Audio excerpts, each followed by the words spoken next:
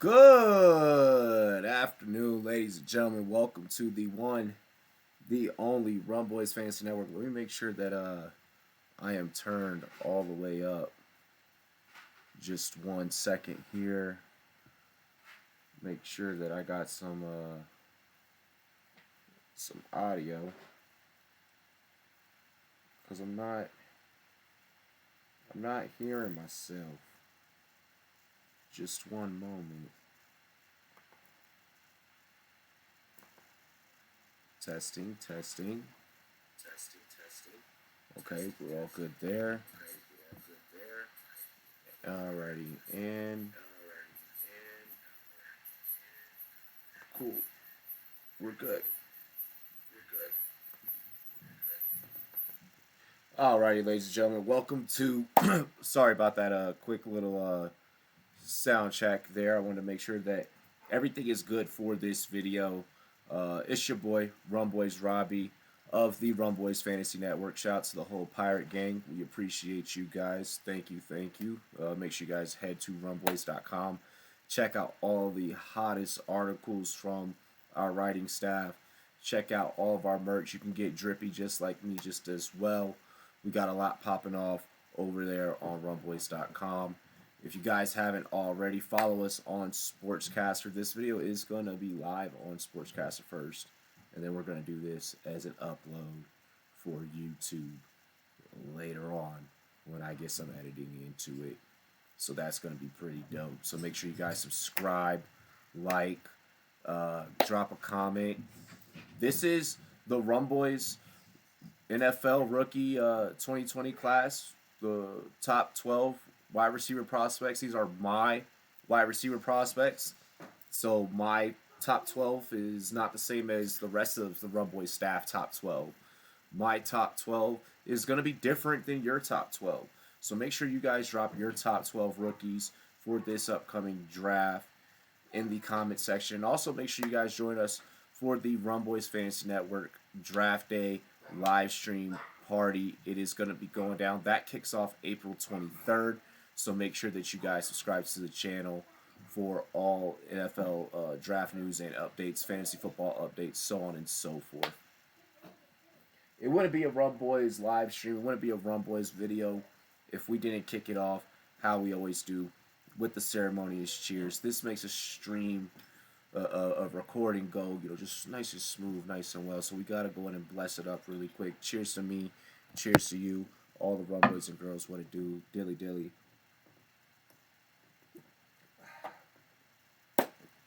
Always bring you guys content throughout this quarantine period.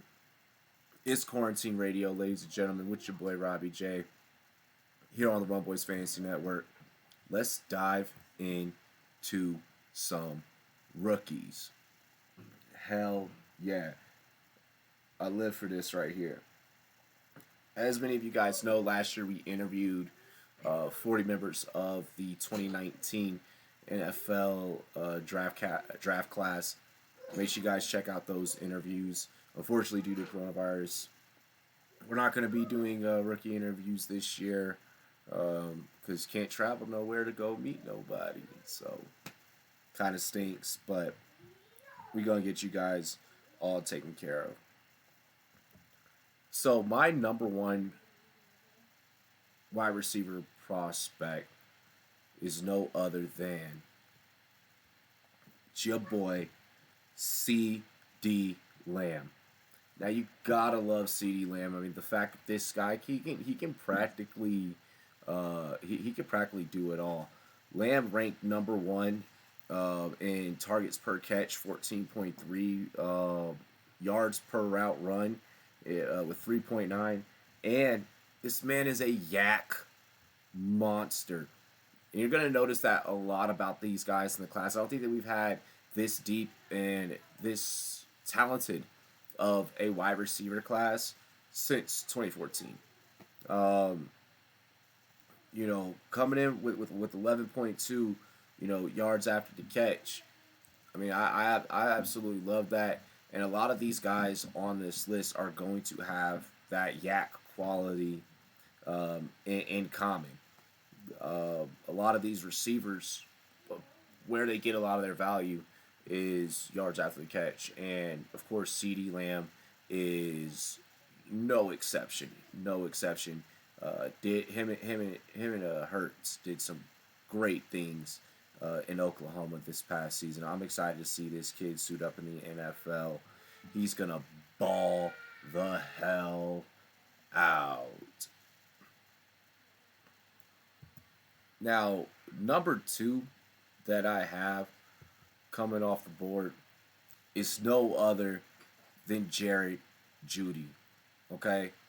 Now, let me just explain something here about Jeudy while I go ahead and simultaneously crack open a cold one. So, Jeudy can easily be number one. If you talk to many members of the Rumboyz Fantasy Network staff, one main one who does all of our scouting work, and I know that for a fact that his list is greatly different than mine, and that would be Rumboyz Jordan Love. Jordan Love, he feels that Jeudy is definitely the number one overall. If you remember on Rumboyz After Dark not long ago, I believe it was during our mock draft that we did. It actually wasn't on Rumboyz After Dark. It was during our mock draft 1.0 that I did. I was really, high on Jeudy. I love Jeudy.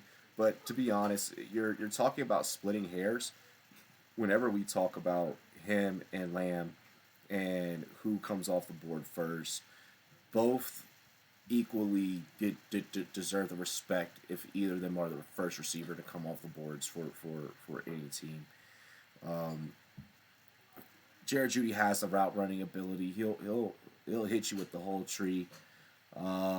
He creates separation like no other. Like I mentioned before, like I have written here in my cliff notes, he could possibly very well be number one off the board. It's push and shove when give and take when it comes to Jeudy and CeeDee Lamb. I wouldn't be mad either way if any of you guys in the comment section you had Jeudy number one. I mean, honestly, this guy has had hype since not just his previous season, but heading into the 2020 draft, but his 2019 season was dope as well. I like this kid. Not really much else to say. Think of Lamb and Jeudy more along lines of a tier. And actually, maybe even this third guy, he could maybe be grouped in tier one. For fantasy purposes, these top three that I'm mentioning definitely go and grab because I think they're going to be immediate wide receiver ones. I think they're going to be immediate guys are going to plug in, make a difference in their offenses. Think of Lamb kind of like your, I would think of Jeudy more along lines of a D hop in the future. The guy we're going to mention at number 3 is more like a Tyreek Hill. Lamb, I don't know who I would compare him to be honest. I don't know who in that elite tier that's currently in the NFL I'll compare him to because, like I said, to be honest, I don't like doing player comparisons. These guys deserve their own. Next up,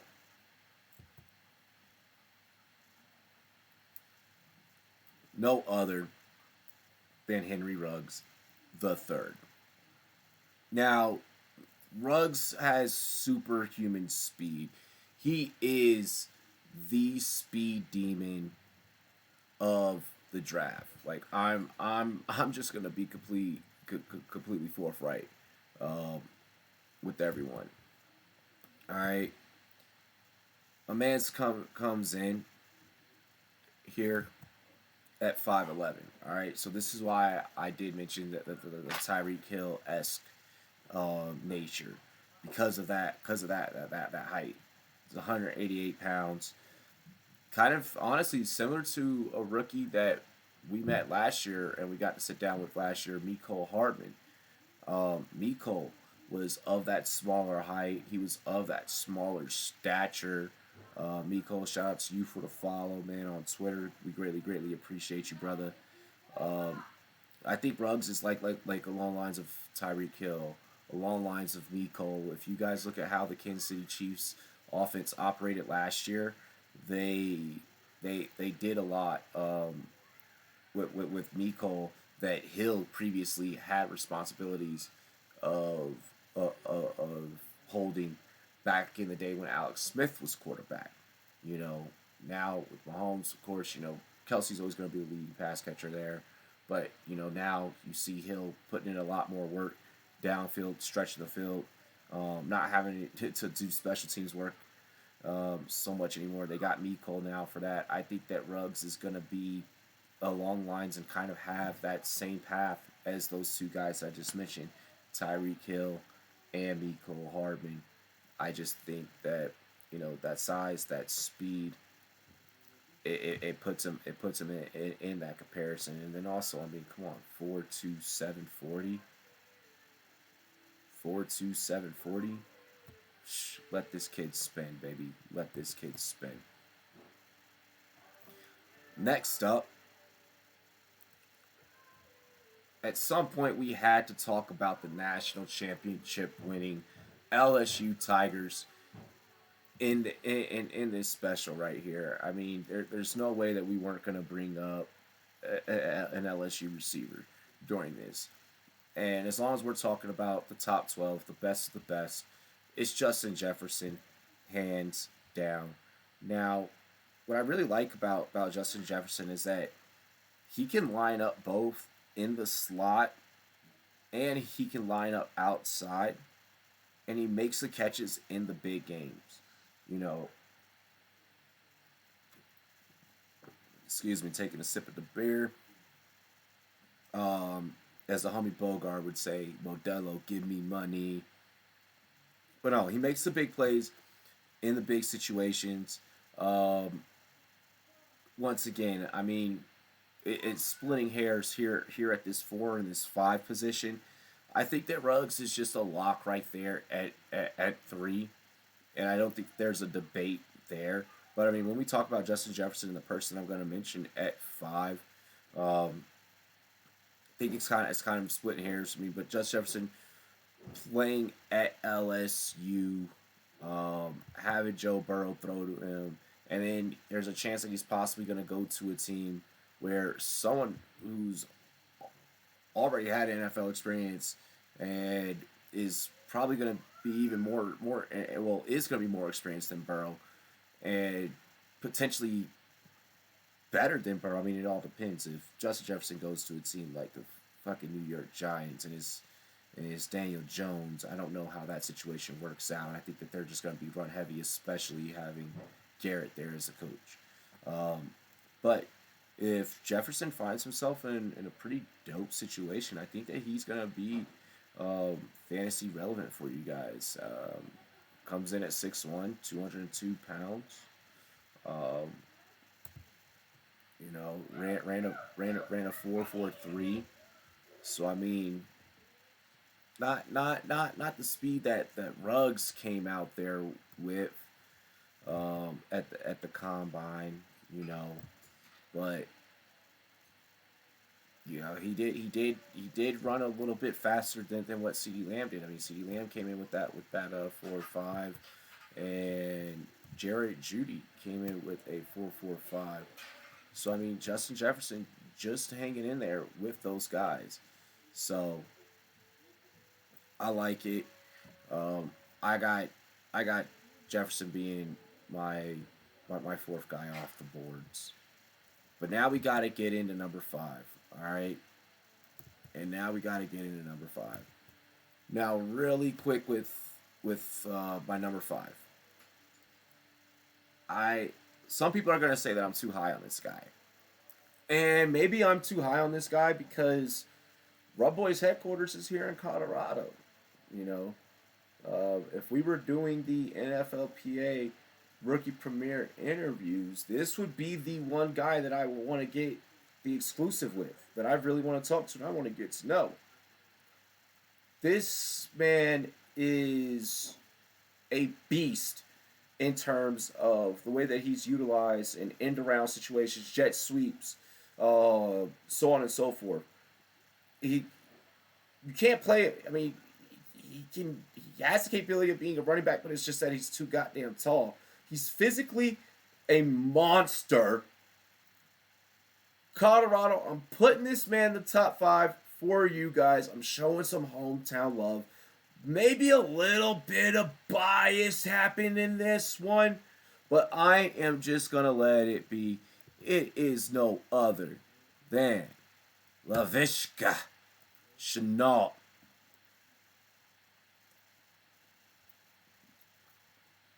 See you Buffs fans, I know that you guys got to be happy about this one. Man's coming in at 6'1", 227. Ran at 4.58 unofficial. Now I just want to put this out here though about this kid. Okay, I know that he's on the lower spectrum of the 4.5s when we put that 8 at the end, right? But my man's lowers his shoulder. My man's comes with the boom.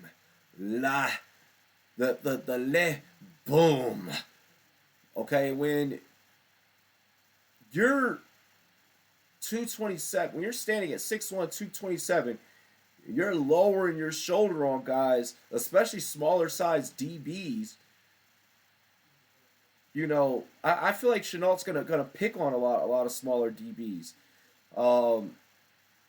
Now, some of his downside, and honestly, a big piece of his downside to why you may see him, you're going to see analysts that are like me where they're high on Shenault, so they may have him at 5. But then you're going to see some guys, they may have him. He's the one guy that no matter whose draft boards I've looked at, everyone has him somewhere different.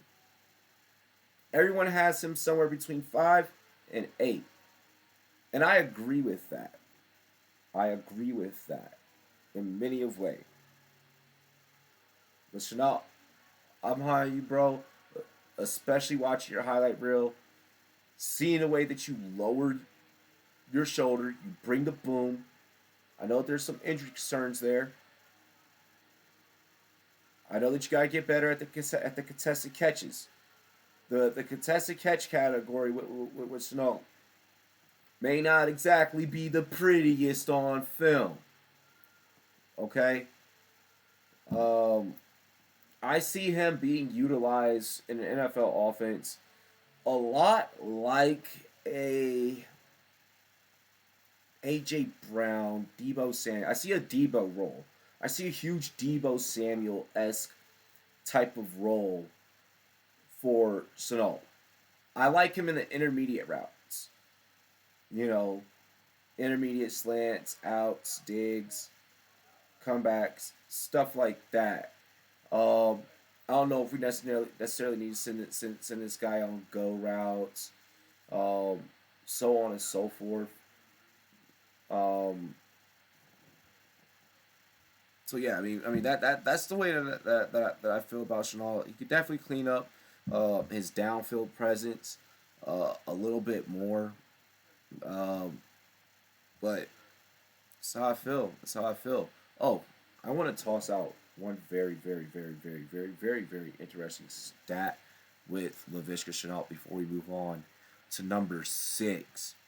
Okay, 45 forced missed tackles since 2017. That makes Laviska number 1 in that category in college football. I just want to make sure that I put that out there. The kid's got jukes. The kid's got jukes. The kid's going to make you miss. Now, let's get into our next guy. This fella coming in, he's a monster. He's a tank. Of course he would be a monster. Of course he would be a tank. He's out there rocking with them Baylor Bears. RG3 shout out. Come on, guys. I'm a Redskins fan. We knew that was coming somehow, some way. But no, I mean, repping them Baylor Bears coming in at 6'3", 207 pounds. A lot of people are saying that He'll be a star within his first 2 seasons. He ran a 4.38 40. Put up 16 reps on his bench press, 38 and a half vertical. The man's put in work, right? All right, so nonetheless, what I really like about Denzel Mims and where I feel like he's best suited for teams is red zone scenarios, and here's why I say that. All right, first off, with Mims, the speed is there. The speed is definitely there for this kid, like we mentioned with that 4.38. Um, but where he's really strong is red zone presence because he runs the fade route so effective. Um, and he goes up there and he goes and gets it during that route especially. And being that is one of his strongest assets. Also, toe tap scenarios. So, in 2-minute drill scenarios, this guy is going to be phenomenal because he's going to be able to make a sideline catch, tap his toes, hit that toe drag swag, Nate Burleson style, you know, and get out of bounds, stop the clock for you. So, I mean, toe taps, fade routes, he's very unique in those two categories.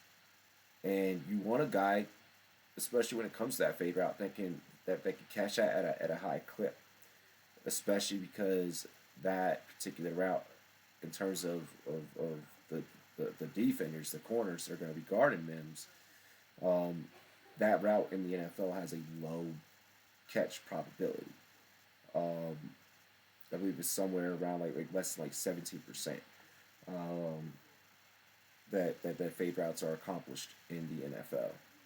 So with that said, Mims, you you have tangibles that make you a threat.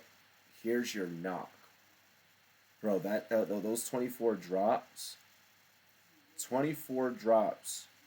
in your collegiate career, and I believe it was 17 throughout the first 2 seasons. So you clean it up a little bit. You know, this last year, but I mean, you can't really drop the ball in the NFL. Um, and some people are gonna be like, "Whoa, well, Nelson Aguilar has an NFL job and he drops the damn ball all the time."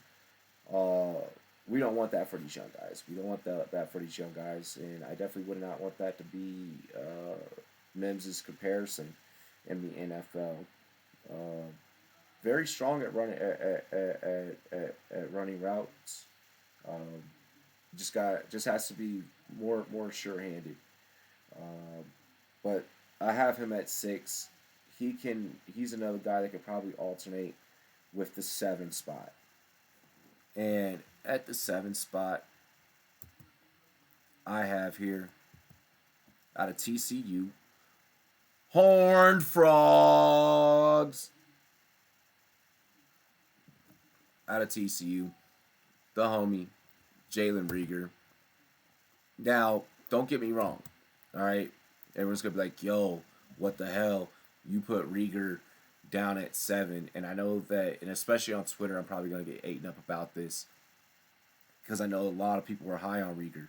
5'11", 206 pounds, 4.47 unofficial time for his 40. The kid can put in work, and that's the thing. In college, he pretty much had to put in all the work. He had to be all of the work at Texas Christian University. I mean, for me, Jalen Reagor, and I'm sure for a lot of analysts, especially out there, I mean, maybe some of you enthusiasts at home, um, he's a riser. He's a rise and faller for you. One day you're hot on Reagor, one day you're cold on Reagor, and that's why I have him at the 7 spot because he kind of just falls intermediately for me. Um, Having an NFL level QB, how I talked about earlier, can't remember who it was, but how having an NFL level QB is going to elevate a guy. Jalen Reagor is the prime example of that tape. Of in college, not the most reliable QB. Um, Almost about 31% of the time is when he saw an accurate pass. Uh, that's not exactly ideal for a receiver. I mean, but he put up so much, so much in college. I believe what was it, 72 receptions last year. I want to make sure that I'm accurate on that. I believe that it was 72 in terms of that reception category.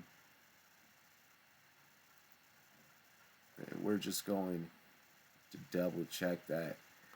But having an NFL QB, that's gonna really elevate Reagor. I mean, okay, no, he had 43 receptions. He had 72 receptions in 2018. I apologize. In 2018, he had the 72 reception season with 1,061 yards. And then he in 2019 is last season, 43 receptions, 611 yards, um, 5 TDs. He still put up the TDs, but he was also a beast on the punt return though, averaging 20.8 yards per punt return. Um, so I like that. I like that in regards in regards to Reagor. Um, it's really just about the quarterback play, guys. If he had a better QB, things would definitely be a lot different for him in terms of where I have him ranked. Next up, we gotta go big body. We gotta go big body. There's not really a whole lot to say about this kid here, and that is T freaking Higgins. So what I love about T Higgins is he's a big body receiver. He goes up, gets the contested catches, 6'4", 216. Excuse me. You gotta love it. You gotta love it. Plus, my wife would kill me if I did not somehow include a Clemson player in this top 12. Um, he goes up, gets the ball at the high point. He's physical. He's not afraid of contact. I mean, as you see here in the graphic illustrated on the screen, just stiff arm, shoving the motherfucker out of his way. Uh, I completely love T Higgins. I especially love watching him in that national championship because that was a game where he really had to go out there, play physical, and show that he could be some type of a difference maker. But I mean, at the end of the day, Smoking Joe was on the other side, and he's just gonna make it do what it do. So, but I mean, T Higgins, you know, he's gonna do big things in the NFL. Triple M, shout out to you. I see you in the chat. Um, he's gonna do big things in the NFL. I'm excited to see what team is gonna go and get Higgins. Um, could he maybe be a Patriot? I don't know. We will see. Draft day, April 23rd. Make sure you guys join us. The next guy that we gotta talk about is Brandon Aiyuk. Like most analysts, I pretty much agree that this guy is the ninth pick off the board, right? Coming in at 6 foot, 205. The problem with Aiyuk, he ran a 4.5 unofficial. The problem with Aiyuk is, other than last season, he never really had um, opportunity to shine. I mean, his last outing, he was, or what we most know him as being second fiddle to N'Keal Harry. And of course, N'Keal Harry, so I didn't play a whole lot last year. Um, I get it. After the sack, I get it. He did have 65 receptions, 1,192 yards, 8 TDs, 18.3 average. Last year, he did enough to put himself on people's radar. Um, there is also the knock that his first 2 years of collegiate experience were spent at the JUCO level. So that's a knock on him. That's gonna be a knock. Uh, because compared to the rest of your constituents, you're, you, I guess in a way you're kind of looked at as maybe being behind in terms of talent because of who you had to compete against. Um, Aiyuk, I want to see you become a number one and prove every scout and every analyst wrong. Because that's really what everyone is waiting on is for you to emerge and come to your own. I think that your stats last year was more of a representation of the targets had to go somewhere. The ball had to go somewhere. Someone had to have made plays, and you were a result of that. You know that's not going to happen in the NFL. I don't think for IU. I see this guy as a wide receiver 2, wide receiver 3 option at best, with the ability to definitely play at a high level.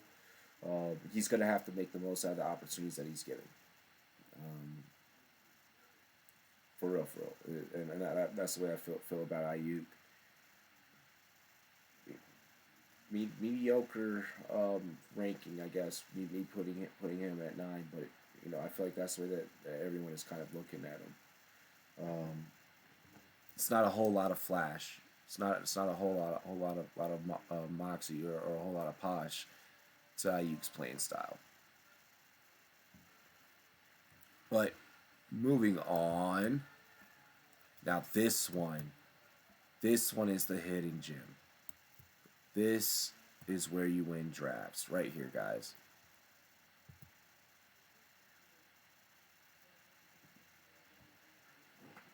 Chase freaking Claypool. Now, this kid could literally move to the tight end position. If a team wants on draft day, they could literally be like, "Hey, do you want to play tight end for us?" And I'm sure Chase would probably be like, "Yeah, sure, fuck it." Chase Claypool coming in at 6'4", 238 pounds, probably the biggest receiver in the top 12 whenever we talk size and stature. The fact that he is running a 4.42, but managed to have 19 reps on the bench press, that is absolutely, completely fucking insane. Like, that is honestly a thing of beauty. To have this guy on your team is a thing of beauty. Now, I'm not trying to project landing spots for these guys because I usually leave that up to Jordan Love. Okay? I am hearing that the Jets, the goddamn Jets, are leaning towards Ruggs. If the Jets just so may choose to go with one of the top tackles first and then wait on receiver, I see no reason why not to go and get Chase freaking Claypool. Okay, out of Notre Dame. This kid, he's also Canadian, by the way. He's out of Abbotsford, BC.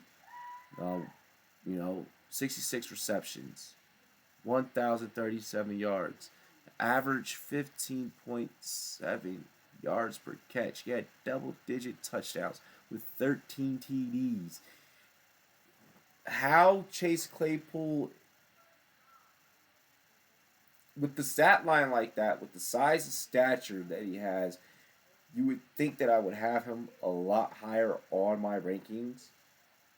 And part of me feels like I should. And I'm even kind of internally looking at it like, damn, Robbie, like, this kid really balled the hell out. So, anyways, I feel Chase Claypool, he's got to be the steal of the draft because of what you're getting in size, what you're getting in speed. The guy makes great catches. I really don't know what else there is to say other than the fact that he is completely and totally slept on in this draft. Fuck. Let's move forward though. We're going back to Cali. The next guy that we got to talk about here, number 11. We're just about at the end here. Oh, did I? Oh no. Okay, cool. Alrighty. So no other than um, Claypool's YouTube channel is dope. Says Tree. Nice. See, didn't even know that.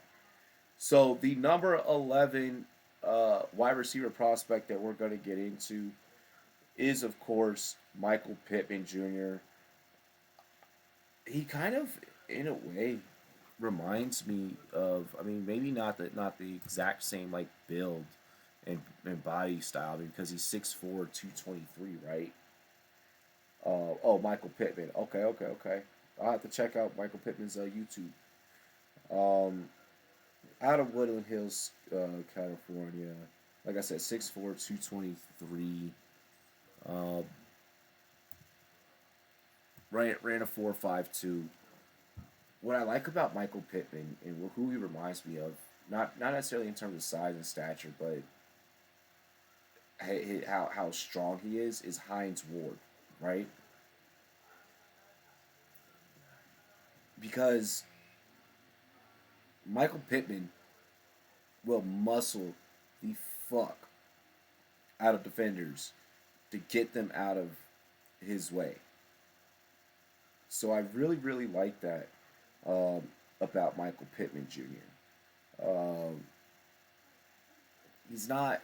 I guess many of scouts, despite the 4.52, many of scouts have stated that he's not exactly the speed demon that could transfer over into the NFL. But I think that his physicality makes up for that. On 176 catchable balls, Michael Pittman only dropped 5. I mean, I get that you can't catch everything, but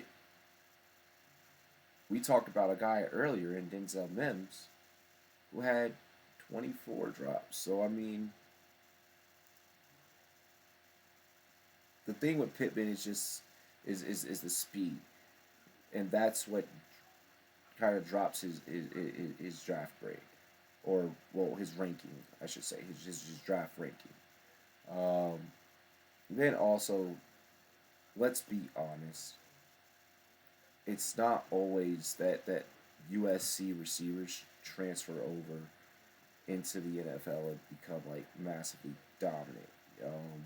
There are a few names, but most would tend to follow that wide receiver 2, wide receiver 3 category coming out of USC. So, hey, fucking reality is harsh. Life can be cruel. It is what it is. I can't say stuff to please everyone. This next kid, another hometown guy, and our last guy to make this list, and I'll get into some honorable mentions. We gotta go ahead and talk about Tyler Johnson out of Minnesota. I love the last name, by the way. But no, for real, Ty Johnson. There's not a whole lot flashy about this kid. Comes in 6'1", 206. I like it. Went from being a quarterback to a receiver in college. He was a quarterback in high school.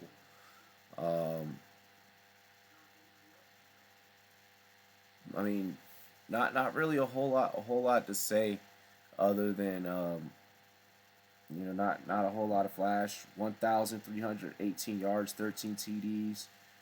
Probably not going to be the fastest guy on the field, but He's gonna get the job done. Gonna mention this team again. The goddamn Jets. If they go offensive tackle, and then let's say they miss out on Claypool, then this is the guy that you go and get, because you got to find a way to replace Robbie Anderson. And I think that Johnson could maybe fulfill that role. Um, as a junior, he led school records in receiving and touchdowns. 78-1, 169 yards. 12 TDs, averaged 15 yards per catch. So I mean, the kid did it. The kid did his thing. So that's who I got. Who I got at 12. It's just that for Johnson, there's some guys out there that are maybe just have a little bit more height, played at bigger schools, or just maybe a little bit more athletic than he is. So he rounds us out at the top 12. Now, I want to get into some honorable mentions, because the fact that a couple of guys may or may not have made the list, or guys that honestly maybe I'm more high on than most people, that I just wanted to mention. KJ Hamler, aka Mini D-Jax, little Deshaun Jackson. I know I should have mentioned you in this special. I had you at 13, my guy. I had you at 13, and for that, I would say I apologize if you were to ever see this episode or this special. Let's see here. Donovan Peoples-Jones. Donovan Peoples-Jones had him round out at number 14. Not really for any particular reason, other than the fact that, hey, I mean, at the end of the day, this guy is definitely going to be a top 15, take top 15 receiver, just because you've already played with that, I guess, NFL level coaching experience in hardball. So I mean, that just works in your favor.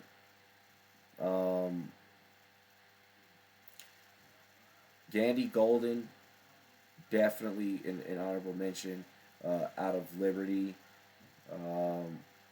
Kind of almost in a way reminds me of a DB, but nonetheless, he's gonna get out there. He's gonna get after it, and he's gonna make plays.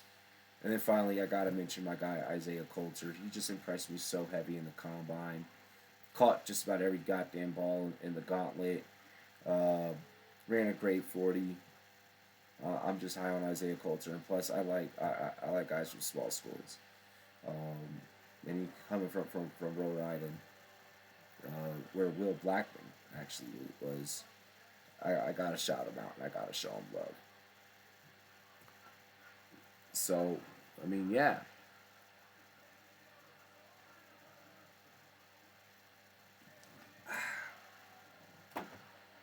That is the Rumboyz top 12 NFL wide receiver rookie prospects for 2020. I greatly appreciate everyone that tuned in and pulled up and showed some love, showed some rum love. And at this time, we're going to go ahead. We're going to take our shot. Make sure that you guys follow me at Rumboyz, spelled with the Z, Net, on Twitter, on Instagram, on Facebook. Make sure that you guys subscribe on YouTube. Leave a comment. Give me your top 12. Tell me what your thoughts on some of your favorite players, favorite upcoming NFL rookies Also, check out our NFL rookie interviews from last year.